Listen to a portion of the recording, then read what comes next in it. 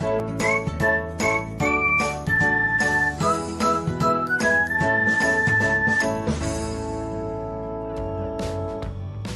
everyone, welcome back to another episode of Technologyglance. Today in this video, I am going to guide you through how you can turn on push notification of Spotify tips and features on Spotify. So let's get started. Firstly, open Spotify app in your device, then tap on your profile icon. Next, tap on settings and privacy.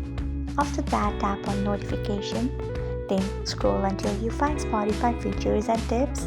Next, tap on it. After that, you can see the option of push. Turn on it by tapping on it. So this is how you can turn on push notification of Spotify features and tips on Spotify. Thanks for watching. If you found this guide helpful, we would love it if you hit the thumbs up button below. We upload great new tech tutorials like this one every day, so do not forget to subscribe to our channel and hit the bell icon so that you'll never miss another update.